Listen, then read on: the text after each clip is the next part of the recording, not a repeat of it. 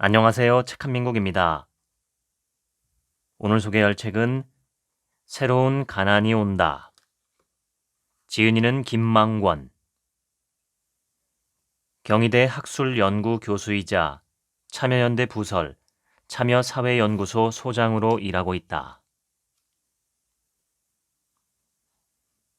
역사에서 모든 종말은 필연적으로 새로운 시작을 품고 있다. 한나 아렌트.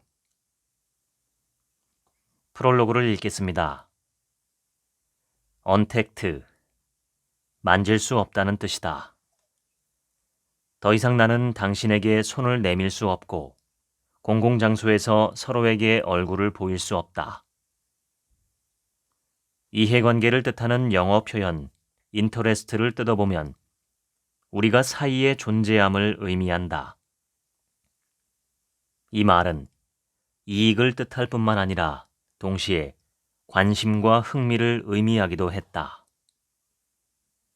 손을 맞잡는다는 건 서로를 돕는다는 뜻이며 서로 연대한다는 의미다.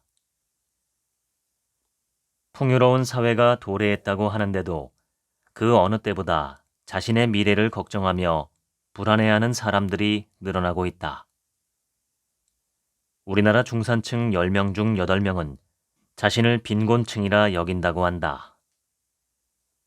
이해하기 어려운 건 파편화된 개인들이 이 두려움을 혼자 감당해야 할 일이라 여기고 있다는 점이다. 사회가 풍요로워지고 있음에도 사회적 보호망은 점점 더 부실해지는 아이러니한 세상에서 그것을 모두 자신의 책임이라 여기는 사람들. 분명 이런 일은 예전에 없었다. 인간에게 자유란 바로 새롭게 시작하는 능력이다.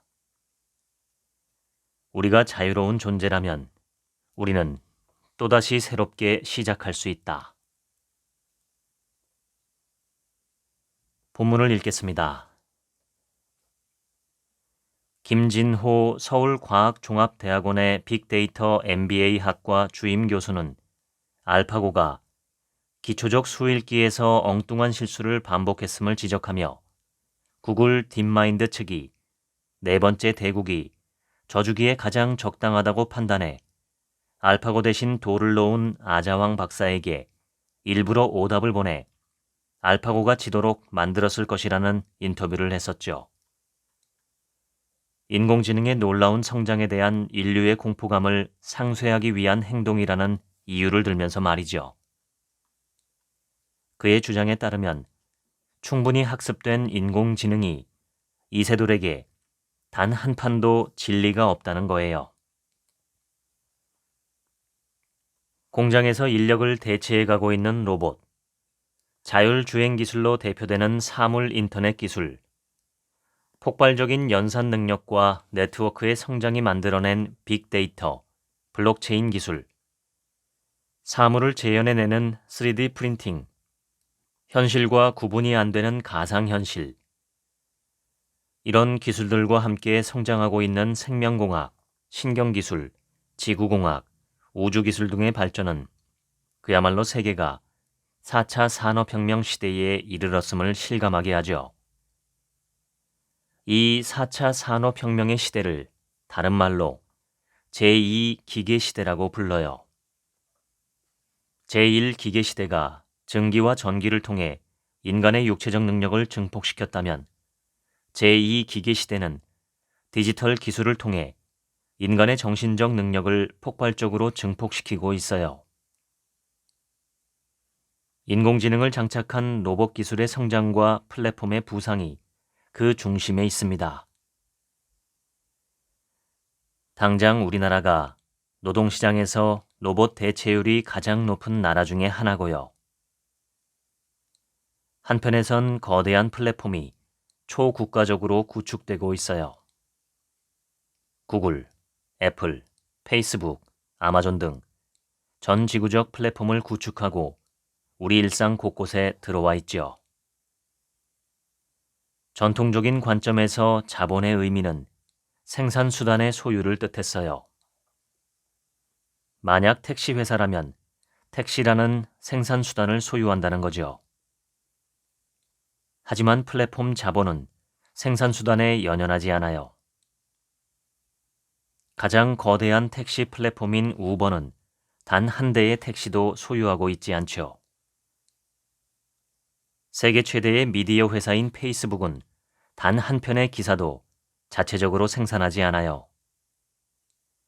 페이스북의 콘텐츠를 채워주는 건 이 글을 쓰고 있는 저와 이 글을 읽고 있는 여러분이죠. 우리가 작성해서 올린 콘텐츠에 광고를 연결해 수익을 얻는 구조인데 그 대가로 페이스북은 우리에게 어떤 보상도 지불하지 않아요. 19세기 초 영국에선 1803년부터 12년간 지속된 나폴레온 전쟁과 연이은 흉작으로 식량 가격이 폭등하고 있었어요. 임금 삭감까지 겹치며 노동자들의 상황은 급격히 나빠지고 있었죠. 하지만 당시 영국 노동자들은 스스로를 지키는 행위를 합법적으로 할 수 없었어요. 프랑스 대혁명 이후 영국에서 만들어진 단결 금지법이 노동자들의 결사와 단체 행동을 가로막고 있었기 때문이죠. 노동자들이 자신의 의사를 표현하는 최후 수단으로 선택했던 게 바로 기계 파괴 운동이었어요. 시간이 지나며 제1기계 시대를 경험한 서구 사회는 노동자들을 보호하는 제도를 마련하는데 복지국가가 바로 그 결실이었죠. 지금 우리가 당면한 문제는 디지털 기술의 발전이 이루어내고 있는 제2기계 시대가 복지국가의 쇠퇴와 맞물리며 전개되고 있다는 점이에요. 그런데 우리는 이런 발전 속도를 제대로 체감하지 못하고 있었죠. 이세돌과 알파고의 격돌이 있기 전까지 인간 두뇌가 가진 능력을 지나치게 신뢰한 나머지 기계가 침범할 수 없는 인간의 영역이 있다고 굳게 믿었던 거죠. 레이 커즈와일은 기술이 변화시켜 놓을 새로운 세계를 이렇게 묘사해요. 정보 기반 기술들은 수십 년 내에 인간의 모든 지식과 기량을 망라하고 궁극적으로 인간 두뇌의 패턴 인식 능력과 문제 해결 능력, 감정 및 도덕적 지능에까지도 이르게 될 것이다. 이뿐만이 아니에요. 커즈와일은 인간과 기계 사이의 구분, 물리적 현실과 가상 현실 사이의 구분도 사라질 것이다. 기계는 인간이 가진 사고의 유연함과 정교함조차 넘어서게 될 것이다. 그리고 마침내 인간은 생물학적인 몸과 뇌의 한계를 극복하고 스스로의 운명조차도 지배할 수 있게 될 것이다. 우리는 그 시작점에 있다 라고 주장하죠. 기술의 발전으로 인해 더 이상 모든 것을 되돌릴 수 없는 시기, 현재 인류가 바로 이 특이점에 이르렀다고 선언하고 있는 거예요. 사람들이 제1기계 시대보다 제2기계 시대의 기술 발전에 더 두려움을 느끼는 건 이 새로운 특이점이 기계도 인간처럼 생각하고 행동할 수 있다는 전망을 품고 있기 때문입니다. 인간과 겉으로 구분되지 않는 로봇. 그런데 그 로봇이 인간처럼 사고까지 할 수 있다면? 그렇다면 도대체 인간이란 뭘까? 바로 이런 질문이 두려움을 만들어내고 있는 거죠. 현실과 분리되어 논리만으로 구성된 세계를 정치학에서는 이데올로기라고 불러요. 이데올로기의 핵심은 인간이 현실에서 겪는 경험의 차이를 무시하고 세계를 단일한 하나의 논리적 흐름으로 설명하는 데 있어요. 한나 아렌트는 나치의 인종주의가 그리고 스탈린의 유물론적 세계관이 경험에서 분리된 이데올로기로 이루어져 있다고 강조하지요. 인간의 다양한 경험 속에서 나타날 수밖에 없는 예외를 철저히 무시했을 때 탄생했던 체제가 바로 전체주의였다고 그녀는 경고하고 있어요. 기술의 발전에 근거를 두고 새로운 특이점을 주장하는 사람들이 놓치고 있는 가장 중요한 부분은 바로 인간의 경험에 내재한 우연성, 예외라는 요소입니다. 기사 하나를 볼까요? 국제로봇연맹에 따르면 한국은 근로자 1만 명당 산업용 로봇 대수가 2017년 기준 710대로 세계에서 가장 로봇 밀집도가 높은 나라다. 세계 평균 로봇 밀집도보다 8배 이상 높은 수준이다. 그런데 이제 로봇에 의한 노동력 대체 현상이 서비스업에까지 나타나고 있어요. 기계들이 단지 주문만 받을까요? 로봇 셰프가 등장하자 뒤를 이어 로봇 바리스타와 서빙 로봇까지 등장하고 있는 실정입니다.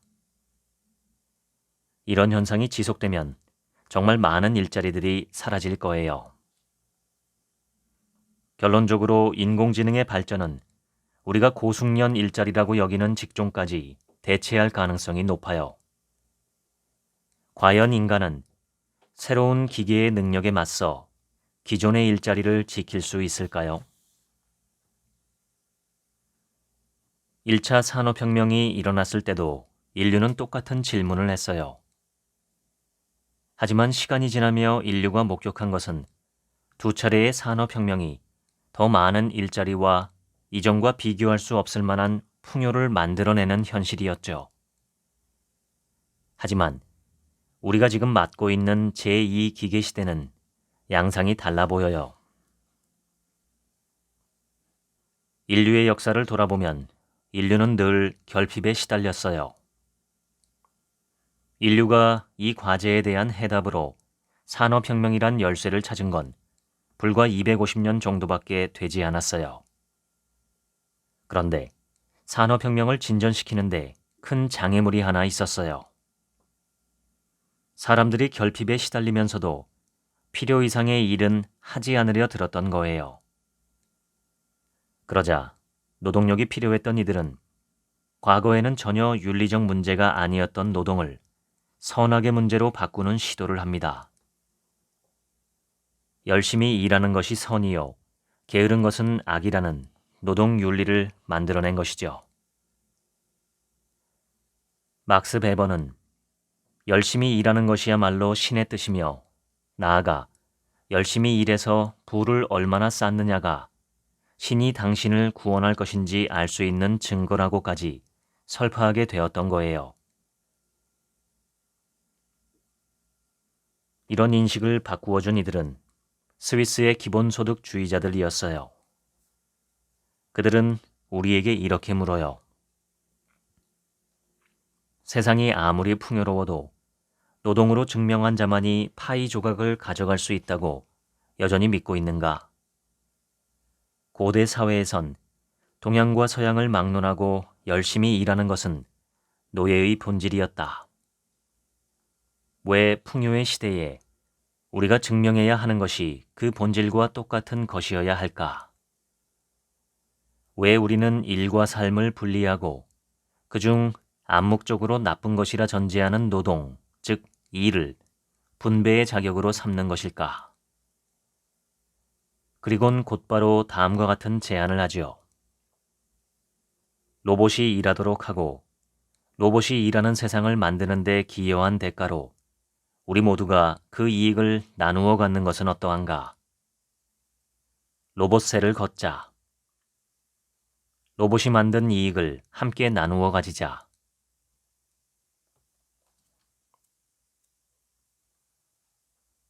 (1차) 산업혁명 시기에 발생했던 문제들을 앞서 근대화된 사회들은 세 가지 방식으로 해결했어요. 첫째, 폭발적인 생산력의 증가를 바탕으로 노동자들에게 안정적인 일자리를 제공하고 임금을 올려주었다. 둘째, 노동 3권을 보장함으로써 노동자들의 권리를 보호했다. 셋째, 국가가 사회보험의 형식을 통해 노동자들의 안정적인 생활을 장기적으로 보장했다.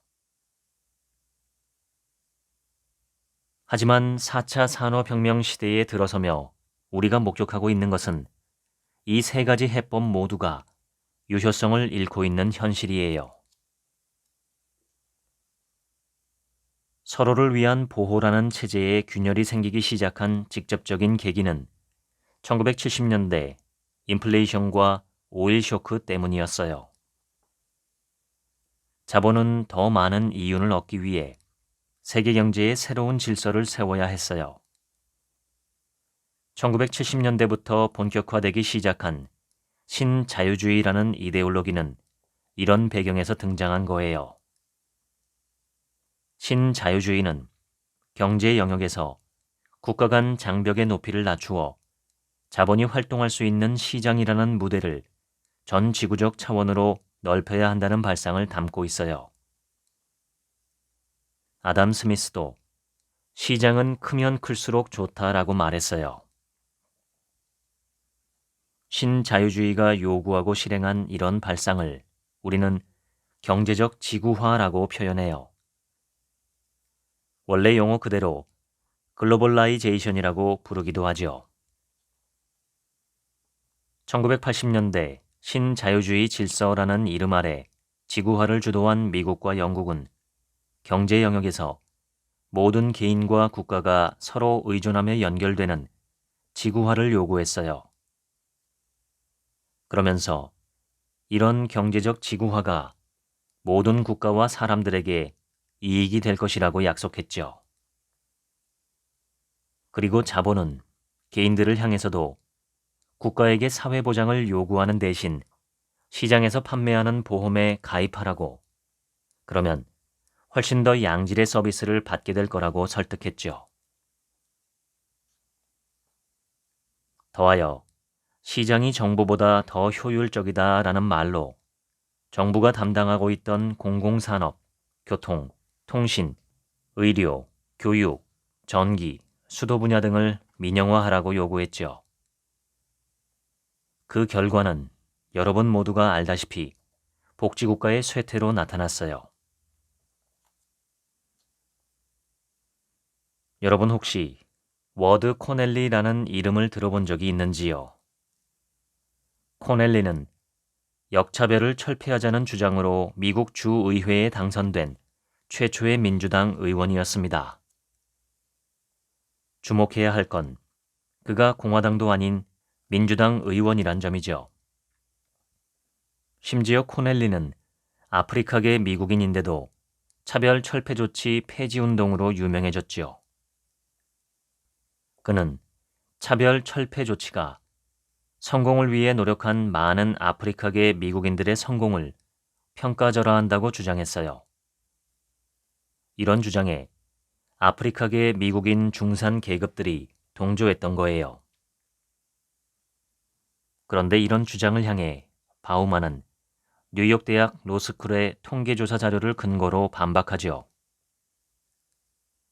미국 로스쿨에 입학한 전체 흑인 학생 3,435명 가운데 시험 성적만으로 입학할 수 있었던 학생은 687명 뿐이었다. 현실이 이런데도 성공한 다수의 아프리카계 미국인 중산 계급들은 어이없게 차별 철폐 조치 폐지에 동조했던 거예요. 왜 이런 현상이 나타나는 걸까요? 그 이유는 우리들 대다수가 자신이 이룬 성공을 오로지 자기 노력만으로 얻었다고 믿고 싶어 하기 때문이에요. 바우만은 이처럼 복지국가가 만들어낸 자신감에 넘치는 세대가 복지의 힘을 평가절하하고 자신의 노력과 재능만으로 국가의 도움이 없이도 시장을 통해 충분히 자신을 보호할 수 있다고 믿는 일이 일어났다고 분석하죠. 이러한 분석은 복지국가의 수혜자들이 스스로 복지의 축소에 동의하게 된 주요 원인을 잘 설명하고 있습니다. 그렇다면 저는 이렇게 되묻고 싶어요. 왜 산업화 시대에, 즉 제1기계시대의 사람들은 모든 사람들이 안전하게 지낼 수 있는 사회복지라는 보호체계를 만들고 싶어 했던 걸까요? 답은 명확하지요. 삶에는 때로 자기 스스로 책임질 수 없는 순간이 온다는 현실을 받아들였기 때문이었어요. 이때를 대비해서 서로를 보호할 수 있는 튼튼한 집을 지으려 했던 거지요. 근대 국가의 기원 자체가 사실 내 생명, 내 신체, 내 재산을 스스로의 힘만으로는 지켜낼 수 없다는 현실을 받아들인 결과였어요. 아무런 도움 없이 시장 안에서 살다 보면 능력 있는 자들은 더 부유해지고 그렇지 못한 자들은 가난해지는 게 당연한 순리죠. 그럼 가난에서 벗어날 길이 없냐고요? 있어요. 시장주의자들은 여러분에게 이렇게 말합니다. 열심히 일하면 된다. 이게 바로 시장주의자들이 말하는 진취적 자립정신이에요. 내 삶을 스스로 책임질 수 있는 능력을 길러라. 복지 혜택을 받고 싶다면 일하고 싶다는 의지를 노동으로 증명하라. 자기 인생은 자신이 책임지는 것이다 라는 윤리에 담긴 핵심적 발상을 한마디로 정리해 볼까요? 삶이 위험에 처했을 때 국가에 요구하기보다는 스스로 그 위기를 넘어서야 한다. 결국 국가가 보호의 책임을 개인에게 떠넘기는 거죠. 그런데 대다수의 개인들은 자신의 삶은 자신이 책임지는 것이라는 윤리를 당연한 것으로 받아들이고 있어요. 이제 개인의 실패는 사회 구조적 문제라기보다 개인의 능력 탓이고 더 이상 국가가 개입할 문제가 아니라 온전히 개인이 책임져야 할 일이 되어버렸죠. 개인들이 더 넓은 시장에 들어가 스스로 진취적이고 자립적으로 살도록 하라는 지구적 시장의 이데올로기는 이렇게 도래했어요. 결과적으로 개인들은 자기 책임의 윤리를 내면화한 채 아무런 보호 장비 없이 지구적 시장에 내던져지고 말았던 거예요. 흥미로운 점은 트위터도 페이스북도 유형은 미디어 기업인데 어떤 콘텐츠도 스스로 만들어내지 않는다는 거예요. 기업은 연결을 위한 플랫폼만을 제공할 뿐 사용자들이 콘텐츠를 채워넣고 있죠. 이런 노동을 부불노동, 쉽게 말해 임금을 지급하지 않는 노동이라고 합니다. 재주는 곰이 넘고 돈은 다른 놈이 번다는 말이 있죠. 여러분이 재주를 넘기 위해 소셜미디어에 접속하면 기업들은 여러분의 게시글 옆에 광고를 붙여 돈을 버는 거예요. 공유경제란 원래 화폐로 교환되는 상업경제의 대척점에서 만들어진 개념이에요. 이 공유경제의 핵심은 교환의 매개가 화폐가 아닌 인간관계 자체 혹은 인간관계가 주는 만족감이죠. 생산수단을 소유하고 있는 자본은 플랫폼 자본주의의 등장으로 인해 무의미해지고 있다는 겁니다. 한마디로 자본이 더 이상 생산수단을 소유하지 않는 현상이 나타나고 있어요. 결국 자본이 노동자에게 이렇게 말하고 있는 것과 같아요. 생산수단의 소유 권리를 너에게 주마. 이제 관련 비용도 스스로 부담해라. 생산수단의 이전이 아주 놀라운 방식으로 순식간에 일어난 거죠. 공유 플랫폼 자본의 논리를 차용한 수많은 기업들은 노동자들에게 이렇게 말합니다. 여러분은 저와 계약을 맺은 독립사업자입니다. 여러분이 노동자가 아니라 사장님이란 뜻이지요. 그러니 고용보험, 의료보험, 산재보험 등과 같은 모든 사회보장 비용은 여러분이 알아서 처리하셔야 합니다. 이 말은 제1기계시대가 맺은 서로를 위한 보호라는 약속을 기업이 더 이상 지키지 않겠다는 선언이나 다름없어요. 과연 민주주의는 이런 문제들을 해결할 힘을 가지고 있을까요?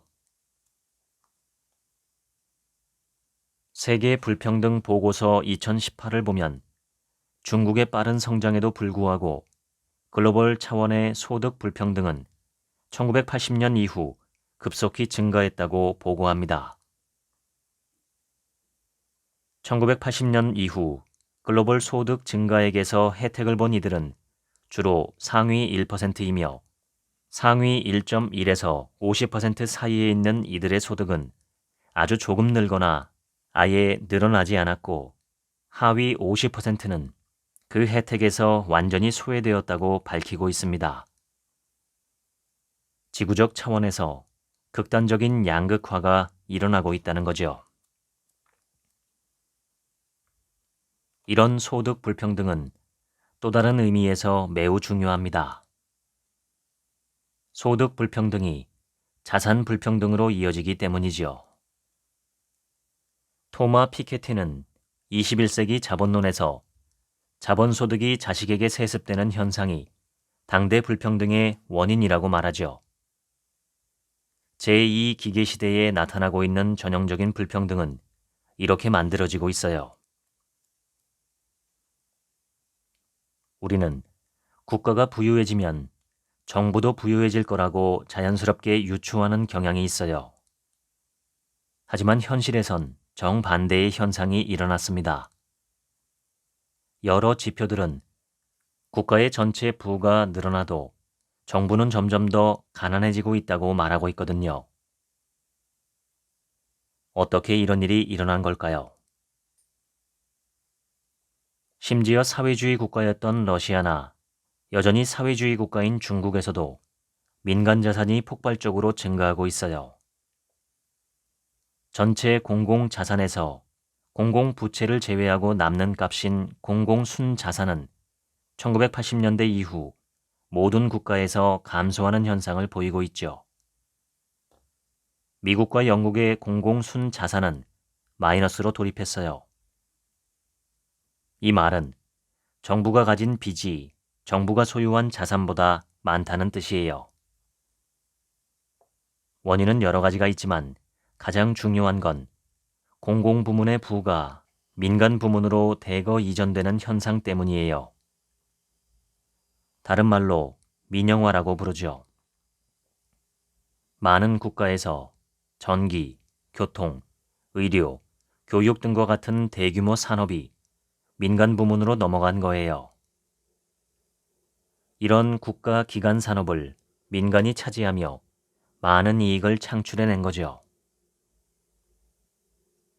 지구적 시장은 시민이라면 누구나 낮은 비용으로 기초적 생활이 가능해야 한다는 발상 아래 성립된 공공부문 산업을 공격해왔어요. 왜 전기, 교통, 의료, 교육, 수도 등과 같은 산업은 이익을 따지지 말아야 하는가? 왜 복지부문은 상업성을 따지지 말아야 하는가? 이런 주장이 먹혀 들어간 거예요. 흥미로운 건 기업들이 돈이 되지 않는 공공사업 분야에 대해서는 이런 주장을 전혀 하지 않았다는 거예요. 실제 우리나라에서도 철도, 의료, 공항, 수도 분야의 민영화가 추진된 적도 있지만 시민들의 격렬한 반대에 부딪혀 실현되지 못했죠. 정말 다행이었어요. 하지만 생각보다 많은 산업들이 민영화되었죠. 한국담배인삼공사가 KTNG로, 한국전기통신공사가 KT로, 한국중공업이 두산중공업으로, 포항제철이 포스코로, 대한송유관공사와 고속도로관리공단도 같은 이름으로 민영화되었어요. 최근 우리나라에서 민영화에 대해 부정적 의견이 늘어난 건 민영화된 기업들이 그 효율성을 제대로 보여주지 못했기 때문이죠. 사례 하나를 들어볼까요? KT는 2002년 민영화한 이후 2014년까지 9조 원이라는 엄청난 단기 순이익을 냈어요. 그런데 그 이익을 어떻게 낸 줄 아세요? 세 차례에 걸친 사상 최대의 인적 구조 조정을 통해서였어요. 직원들을 잘랐다는 거죠. 이렇게 벌어들인 돈, 수익의 평균 50%를 주로 외국인들이 주축인 주주들에게 배당했습니다. 총 배당금 4조 9천억 원 중 외국인 주주가 가져간 돈은 2조 9천억 원에 달합니다. 결과적으로 우리나라 사람들의 일자리를 줄여 챙긴 이익을 외국인들이 가져간 거예요. KT의 사례에서 볼 수 있듯이 결국 민영화를 통해 기업의 공공성은 사라지고 오로지 이윤이 지배하는 결과만 남은 거죠. 이건 하나의 사례에 불과합니다. 많은 전문가들이 우리나라에서는 민영화 이꼴 실패라는 공식이 만들어졌다고 할 정도니까요. 민영화를 추진하는 이들이 내세우는 대표적인 주장은 서비스의 질이 향상될 거라는 거예요. 그런데 기업이 비용을 절감하는 제일 쉬운 방법은 인원을 줄이는 것과 시설 투자를 최소화하는 거예요. 직원 수가 줄고 투자가 이루어지지 않는데 서비스의 질이 향상되겠어요? 국가가 적자를 감수하면서까지 공항이나 철도 같은 기간 산업을 운영했던 이유는 어느 정도 손해를 감수해야만 서비스의 질이 계속 유지될 수 있기 때문입니다. 만일 철도가 민영화된다면 기업은 이윤이 되는 노선만 남기고 그렇지 않은 노선은 당연히 없애버릴 거예요. 정부가 가난해진다는 말은 정부가 운영하던 공공부문의 사업이 축소된다는 말과 동의어예요. 서비스들을 이용하는 비용이 비싸진다는 의미죠. 의료산업이 민영화된다는 말은 개인의 의료 비용이 늘어난다는 뜻이고 철도가 민영화된다는 말은 교통비 부담이 더 커진다는 뜻이며 가스가 민영화된다는 말은 개인이 에너지 비용을 더 지불해야 한다는 뜻이에요. 우리가 그동안 이런 부문에서 질 좋은 서비스를 싸게 이용할 수 있었던 건 정부가 그 손해를 감수했기 때문이죠. 민간은 부유해지는데 정부는 가난해진다는 말은 안정적인 일자리가 사라지고 전체 일자리 수도 줄어든다는 의미입니다.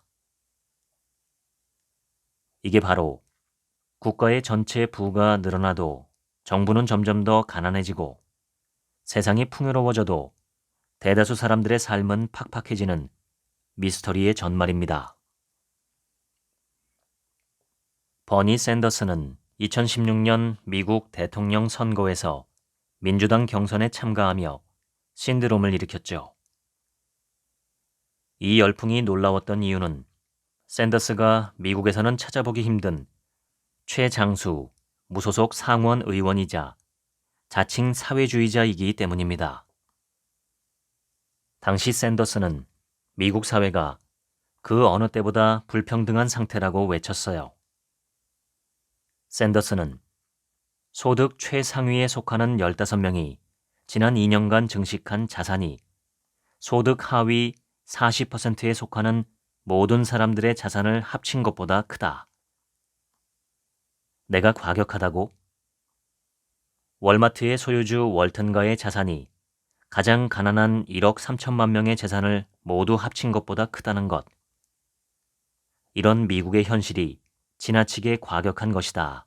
라는 말을 내뱉으며 심각한 수준의 불평등을 해소하기 위해선 제도 개혁을 통해 극소수의 슈퍼 리치들에게 편중된 부를 중산층과 빈곤층에게 재분배해야 한다고 주장했죠. 당시 샌더스의 지지층은 미국에서 정치적 무관심으로 악명이 높은 18세에서 29세 사이의 청년들이었어요.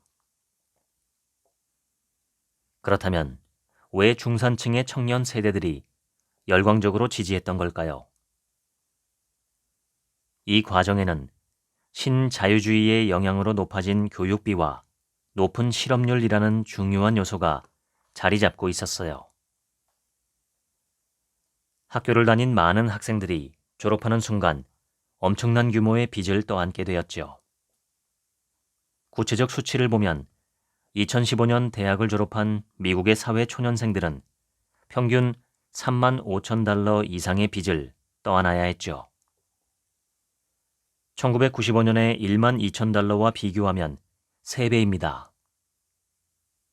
그러나 이들을 기다리고 있던 건 실업과 비정규직이라는 이중고였어요.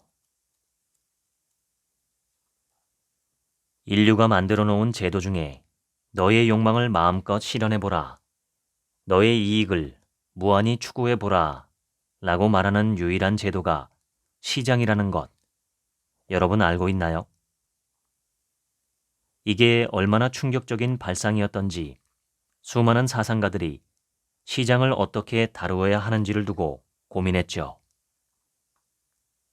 마르크스는 각각 다른 이익과 가치로 분열된 인간의 세계를 깨부수어야 한다고 말했고, 이에 맞서 베버는 자본주의가 분열된 인간을 만들어내며 우리는 결코 자본주의라는 철창을 벗어날 수 없다는 걸 받아들여야 한다고 주장했죠.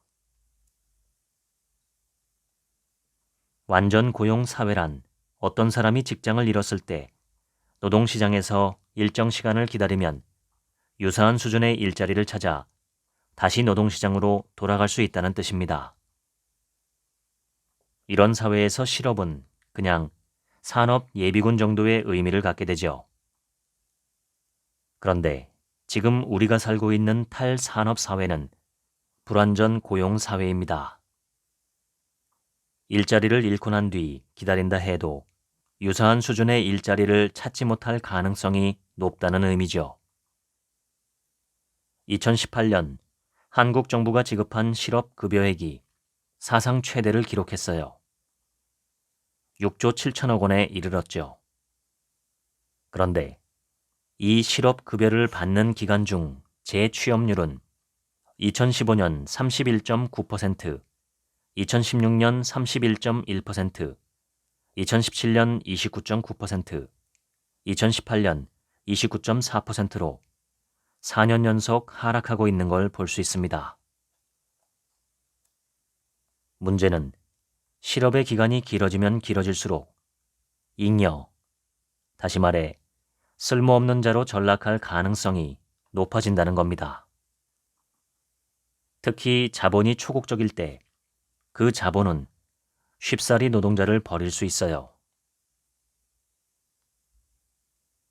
산업사회는 이름에서도 알 수 있듯이 생산을 하는 사람, 즉 노동자들도 존중받을 수 있는 사회였어요. 그러니 당연히 국가는 노동자를 보호하는 일을 소홀히 할 수가 없었죠.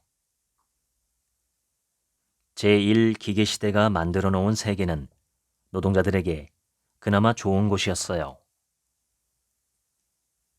1960년대부터 서구 사회는 본격적으로 소비사회로 변모하기 시작합니다. 소비자가 왕이다. 이런 사회에선 누구를 보호해야 할까요? 당연히 소비력이 있는 사람들이겠죠. 소비력이 없는 하위 80%의 사람들, 대다수의 국민은 국가의 관심 밖에 놓이게 되는 거예요. 소득이 적은 사람들이 국가의 보호에서 제외된다는 걸 정말 증명할 수 있냐고 묻고 싶은 분들도 있을 겁니다. 레리 바텔스라는 미국의 정치경제학자가 있습니다. 이분이 토마 피케티가 축적해 놓은 데이터를 사용해 1980년부터 2005년 사이 미국의 세전 실질소득 총 증가분의 80% 이상이 최상위 1%에 집중되어 있다는 걸 증명하기도 했죠. 바텔스는 이런 경제적 불평등의 심각성이 단지 경제 영역에만 적용되는 게 아니라고 말합니다. 궁극적으론 경제적 불평등이 더욱 심각한 정치적, 사회적 불평등으로 이어진다는 걸 잊지 말아야 한다고 강조하고 또 강조하죠.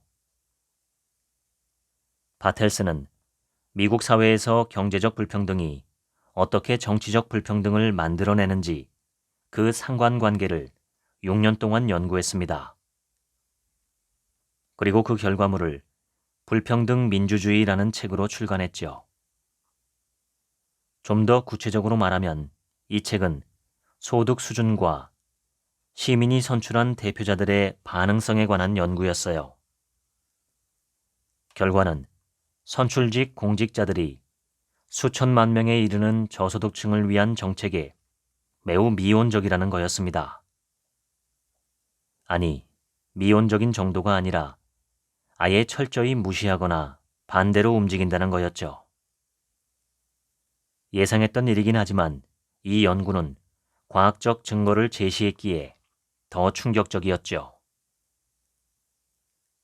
바텔스는 이 연구를 통해 어떤 정책이든 반응성에서 일관적이었던 변수는 딱 하나, 그 집단의 소득 수준이었다고 말합니다.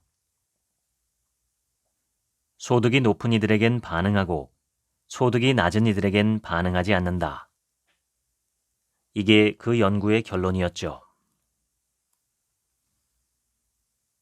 드라마 제작을 맡은 외주업체가 망하는 경우에 임금을 받지 못한 현장 스태프들은 고용노동부에 임금을 받아달라고 요구하기도 해요. 이들이 노동자인지 심사하는 기준은 보통 세 가지예요.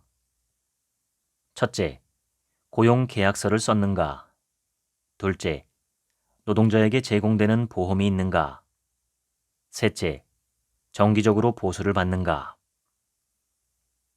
문제는 현장 스태프들의 경우엔 이 세 가지 조건 모두 해당이 안 된다는 거예요. 첫째 조항, 현장 스태프들이 고용계약서로 알고 쓰는 게 사실 대부분 용역계약서예요. 고용계약서란 업무를 지시하는 사용자가 있고 노동자는 그 업무 지시를 이행한다는 일종의 종속적 지위를 확인하는 서류죠. 반면 용역계약서는 업무 자체를 할당하는, 그래서 시간 내에 맡은 일을 하면 된다는 계약서입니다. 여기에는 업무 지시를 하는 종속적 관계가 없죠. 둘째 조항, 현장 스태프들은 고용계약이 아닌 용역계약이라 당연히 보험이 없어요. 셋째 조항, 현장 스태프들은 고정적 급여를 받는 게 아니라 드라마 회당 얼마라는 식으로 수당을 받기 때문에 이 항목에도 해당이 안 돼요. 고용노동부의 입장에서 볼 때 이들의 임금을 대신 받아줄 의무가 없는 거죠. 드라마 제작을 의뢰한 방송국도 이들에게 임금을 줄 의무가 없습니다. 고용, 관리, 임금 등 모든 게 외주업체의 책임이니까요. 이게 실제 우리나라에서 일어나고 있는 일입니다. 어이가 없죠. 어느 드라마 스태프가 감독이나 그에 준하는 사람의 지시 없이 일을 하겠습니까? 다른 노동자들과 똑같이 일하는데 이들을 대체 왜 노동자로 부르지 않는 걸까요? 이유는 간단해요. 그래야만 사용자가 책임져야 하는 다양한 의무들로부터 벗어날 수 있기 때문입니다. 아버지를 아버지라 부르지 못했던 홍길동처럼 노동자를 노동자라 부를 수 없는 현대판 홍길동전이 우리 눈앞에서 펼쳐지고 있는 거지요. 결론적으로 보자면 제2 기계시대가 만들어낸 플랫폼 자본과 탈산업사회에서 만들어진 소비사회 모두 노동을 존중하지 않고 있어요. 우리는 흔히 사람들이 빈곤한 이유를 두고 게을러서 그렇다는 편견을 지니고 있어요. 아무리 열심히 일해도 가난한 사람들, 워킹 푸어들을 우리 일상에서 직접 목격하면서도 말이죠. 왜 그러는 걸까요? 바우만은 그 이유가 빈자들을 침묵시키고 최종적으로 사회의 도움에서 배제시키기 위해서라고 말합니다. 이 윤리를 따라가다 보면 빈곤한 자는 노동하기를 거부하는 부도덕한 자이고 부도덕한 자는 도와줄 필요가 없다는 결론에 이르게 됩니다. 궁핍을 타락의 언어로 그려낼 때 생기는 두 가지 효과가 있어요. 첫째, 이들을 우리 눈 밖으로 보이지 않는 곳으로 몰아내도 비난받지 않습니다. 도덕적으로 타락한 자들은 위험한 자들이니 쫓아내도 괜찮은 거예요. 둘째, 이들을 도와줘야 한다는 도덕적 의무감에서 벗어날 수 있어요. 이런 이유로 오늘날 가난한 사람들은 자신의 실패를 홀로 견뎌내야 하는 운명에 처해 있어요. 실패를 해도 그것을 사회구조나 국가의 부재 탓으로 돌리지 않죠. 조금이라도 그런 시도를 하려 하면 무임승차하려 한다고, 아무 노력도 하지 않는 게으른 인간이 부당한 요구를 한다고 비난받죠. 한국노동사회연구소가 발행한 비정규직 규모와 실태라는 보고서는 2019년 8월 기준 우리나라에 855만 명의 비정규직이 있다고 밝히고 있어요. 그리고 우리 주변엔 100만 명 안팎의 실업자들이 있고 직업을 찾다가 포기해서 통계에조차 잡히지 않는 수많은 사람들이 있죠. 제2기계시대가 세계 곳곳에서 만들어내고 있는 불안정한 노동의 풍경이에요. 불안한 노동은 필연적으로 빈곤과 연결돼요. 그리고 빈곤은 보이지 않는 사람들을 만들어내죠. 이제 우리는 물어야 하지 않을까요? 이 보이지 않는 사람들을 어떻게 보이는 존재로 만들 것인가?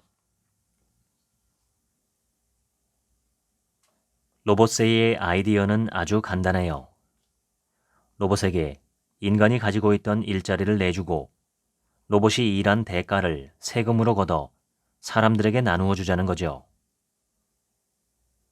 로봇세 도입을 공식적으로 언급했던 곳은 유럽연합이었어요. 2015년 유럽 의회를 통해 처음 제안했죠.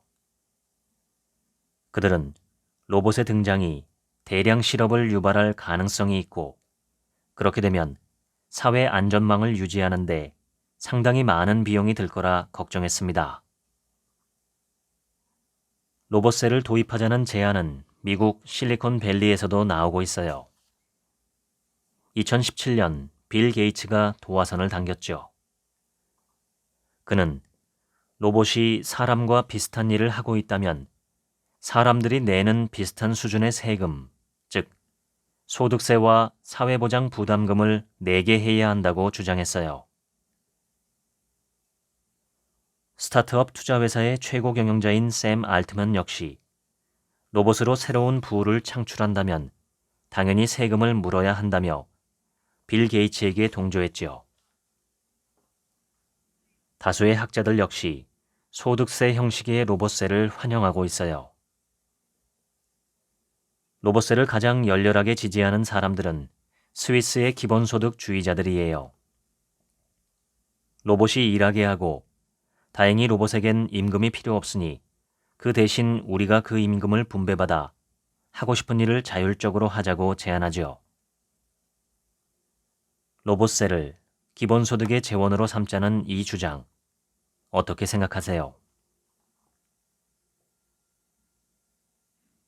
구글세는 우리가 만든 정보를 활용해 이익을 얻는 구글, 트위터, 페이스북과 같은 초국적 미디어 기업들에게 그에 합당한 세금을 걷자는 제안입니다. 현재 초국적 정보기업들은 이용자들이 기여하는 부불노동, 즉 임금을 지불하지 않는 노동의 결과물에 광고를 붙여 막대한 이득을 얻고 있어요. 구글이 세금을 회피하는 방식은 너무나 창조적이고 복잡해서 알고 나면 깜짝 놀라요. 이 방법을 네덜란드 샌드위치를 곁들인 더블 아이리시 커피라 불러요. 구글이 2개의 아일랜드 법인과 하나의 네덜란드 법인, 거기다 이 이름에는 없는 버뮤다 법인까지 총 4개의 법인을 통해 세금을 회피했거든요.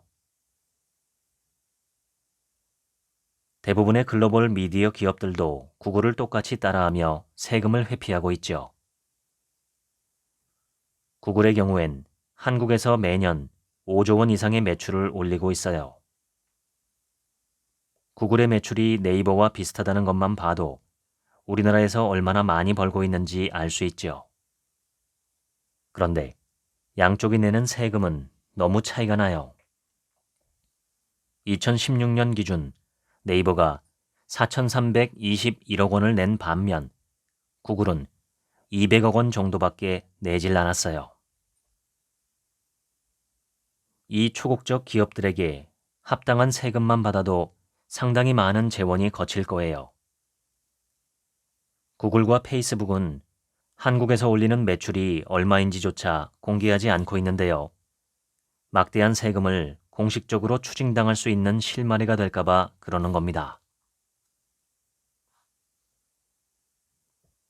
기초자본은 기본소득에 비해 잘 알려져 있지 않은 제도죠.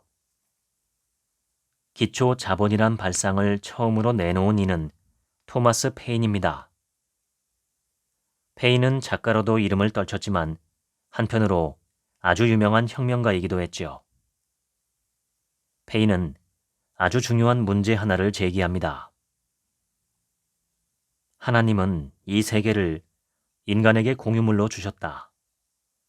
그런데 우리가 이 지상의 것들을 모두 사유화해버려서 우리 후대에게 물려줄 것이 남아있지 않다. 이 문제를 어떻게 해결할 것인가? 이건 무척 혁명적인 문제 제기였어요. 이후 마르크스도 고전 경제학에 대해 문제 제기를 할 때 왜 고전 경제학은 이 세계가 원래 공유물이었다는 데서 출발하지 않는가? 왜 그들은 사유화가 당연하다는 전제에서 시작하는가? 라고 물었었죠. 페인은 아주 창조적인 제안을 내놓아요. 이미 다 사유화해버린 앞선 세대들이 기금을 마련하자. 그리고 후대에게 사유화의 권리가 사라진 대가로 목돈을 지급하자. 기초자산은 바로 이런 제안을 물려받은 분배 제도예요. 구체적인 발상은 국가가 성년에 이른 시민들에게 일정 정도의 자본을 목돈의 형태로 제공하자는 겁니다.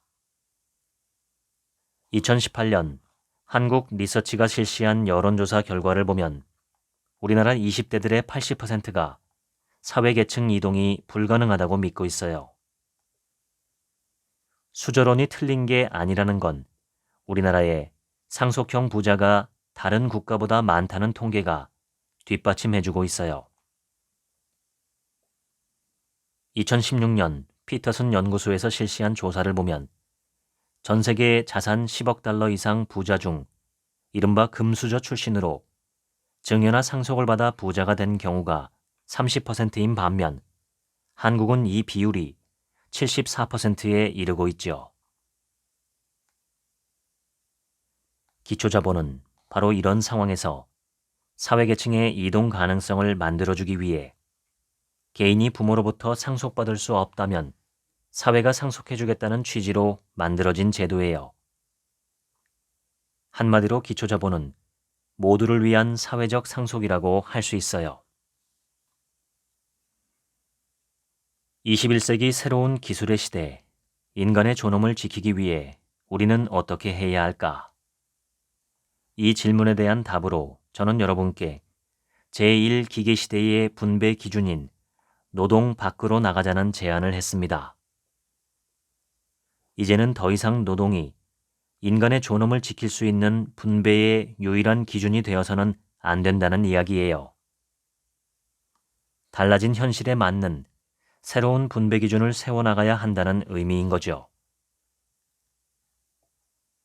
제2기계시대가 만드는 불평등을 교정하고 시대에 상응하는 분배 재원이 될 로봇세와 구글세를 적극적으로 도입해야 한다는 제안을 했어요. 궁극적으로 문제를 해결하는 길은 새로운 기계 시대에 맞는 새로운 분배를 상상하고 제안하는 데 있다고 저는 생각합니다. 기계가 일하게 하고 우리가 그 이익을 나누어 갖자는 로봇세처럼 말이죠.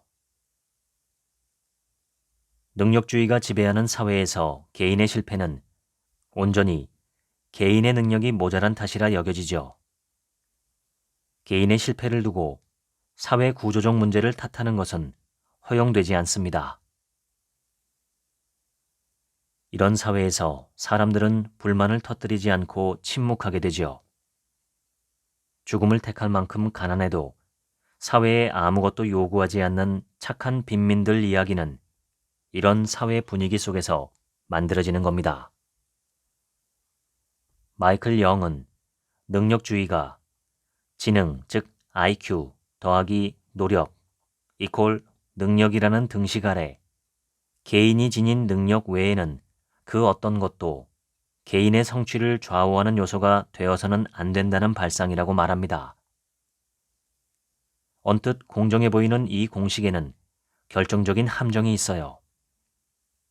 지능이란 게 타고난 운에 좌우되는 유전적 요소와 관련이 있기 때문이죠. 능력주의가 노력주의로 변신할 때 진입장벽을 넘지 못한 모든 사람들은 게으른 사람, 충분히 노력하지 않은 사람으로 취급받게 되죠.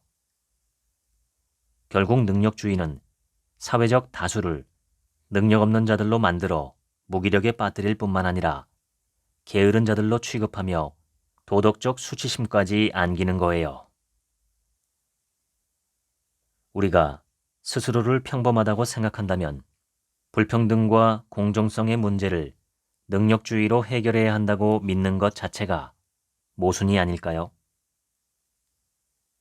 평범한 사람들이 자신의 안전을 보장받을 수 있는 길은 개인의 역량을 강화하는 것이 아니라 다른 평범한 사람들과 함께 연대할 때 열리는 게 아닐까요? 평범한 우리들이 이 일을 해낼 수 있는 길은 첫 번째도 연대, 두 번째도 연대, 세 번째도 연대가 아닐까요? 그런 연대가 가능하게 제도적 보호장치를 만들고 그 제도가 다시 연대를 강화해 나가는 선순환. 비록 지금은 우리가 서로 거리를 두고 있어야 할지라도 우리가 내디딜 수 있는 첫걸음은 바로 서로의 손을 맞잡는 연대일 거예요. 차별 대신, 혐오 대신 각자의 가슴 속에 서로를 보호하려는 마음을 품는다면 맞닿은 마음의 온기가 여러분을 지켜줄 거라 믿어요. 이런 마음으로 이 책의 마지막 구절을 씁니다. 위기에 뒤로 남겨지는 사람들이 없도록 하라. 지금까지 새로운 가난이 온다 읽어드렸습니다. 지금부터는 제 얘기입니다. 이 책의 키워드 3가지를 꼽으라면 첫째, 기계, 둘째, 가난, 셋째, 연대입니다.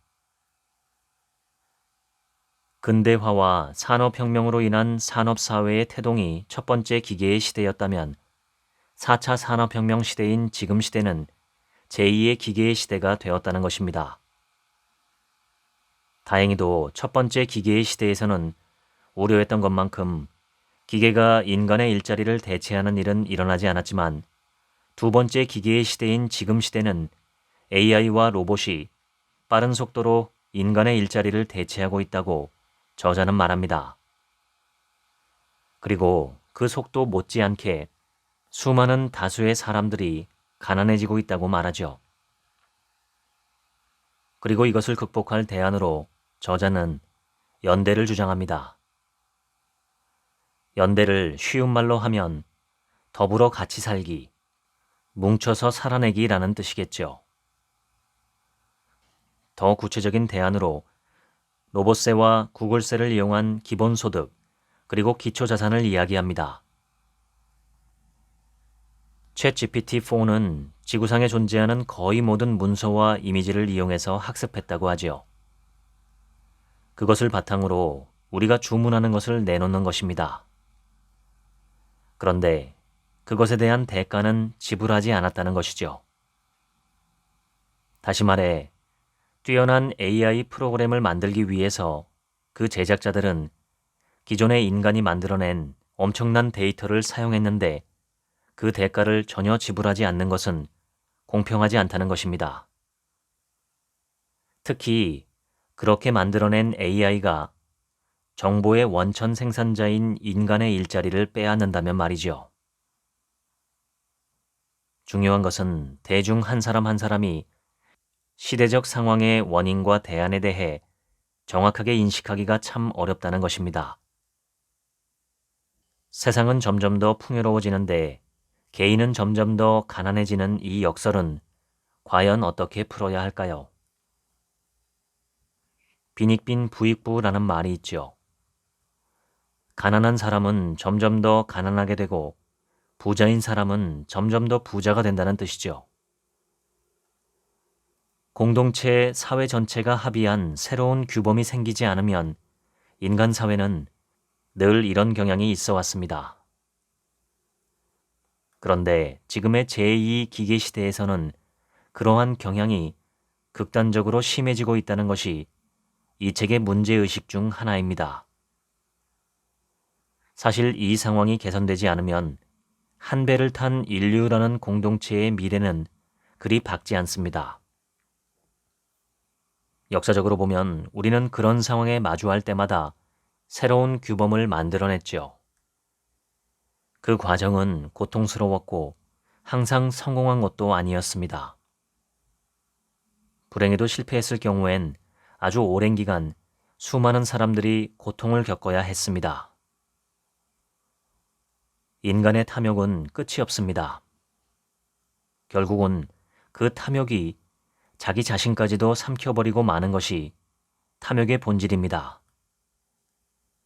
지금 시대는 그 탐욕을 현실에 구현하는 도구와 과정이 아주 편리하게 발전된 시대죠. 소수에 편중된 부와 풍요로움이 극단적으로 폭주하지 않도록 사회적 합의가 필요한 이유입니다. 그런데 거기에 가장 큰 걸림돌은 그러한 합의로 인해 가장 큰 혜택을 보게 되는 다수의 대중이 그 합의가 필요하다는 인식을 하지 못하고 오히려 적대시하는 경향이 있다는 것입니다. 아마도 그 이유는 기득권층의 세뇌와 가스라이팅이죠. 믿기 어려우실 수도 있겠지만 수십 년 전에는 가족 중에 한 사람만 암에 걸리면 그 가정 전체가 절단나는 경우가 있었습니다. 치료비가 너무 많이 들었거든요. 그래서 남은 가족을 보호하기 위해 환자가 치료를 아예 받지 않고 자살하는 경우도 있었습니다. 노무현 정부에서 이 문제를 해결하기 위해 고가의 치료비가 필요한 중증 질환을 가진 사람들에게는 정부에서 치료비 95%를 부담하고 환자 부담은 5%만 하도록 하는 제도를 만들었습니다. 처음 그 제도를 만든다고 할 때 나라가 망할 것처럼 반대했던 정치인들이 생각납니다. 그리고 국민들 다수도 반대했던 것으로 저는 기억합니다. 그런데 그 제도 덕분에 지금까지 많은 국민이 큰 혜택을 보았고 지금도 보고 있습니다. 저도 그중 하나입니다. 제 어머니와 장인어른은 생애 마지막 2, 3년 동안을 중증 질환으로 투병하다 돌아가셨는데 만약 그 제도가 없었더라면 저와 제 아내는 파산했을 가능성이 높습니다. 혹은 치료를 포기했을 수도 있죠. 어느 쪽이든 암울한 시나리오인데 두 분의 투병 기간 동안 저는 정말 그 제도의 혜택을 많이 받았습니다. 한 사람의 인생에 대한 책임은 분명히 개인의 책임도 있고 공동체의 책임도 있습니다. 이 둘 사이에 비율이 어느 정도가 되어야 적절한지에 대한 생각에 따라서 진보와 보수로 갈라집니다. 극단적으로 공동체가 책임져야 한다는 발상이 공산주의 사회주의이고 극단적으로 개인이 책임져야 한다는 생각은 신자유주의입니다. 우리나라도 국민건강보험 등 여러 정책 면에서 대단히 사회주의적인 정책을 실제로 사용하고 있습니다. 사회주의나 공산주의는 역사적으로 보면 독재와 전체주의로 변질된 경우가 많지만 북유럽 국가들처럼 조화롭게 사용되기만 하면 공동체를 굉장히 행복하게 튼튼하게 지켜줄 수 있는 방법입니다. 저는 언젠가 우리나라도 기본소득이 법제화될 수밖에 없다고 추측합니다. 당장 제 주변의 일상생활을 보면 AI 프로그램과 로봇이 인간의 일자리를 굉장히 빠른 속도로 빼앗아가고 있다고 느끼기 때문입니다. 예를 들어 보겠습니다. 제가 사는 동네에 한 김밥집이 있는데 주문과 결제는 모두 키오스크로 합니다. 15명이나 20명 정도가 들어가는 큰 카페나 아이스크림 가게 하나를 알바생 1명이 운영하는 경우도 흔합니다.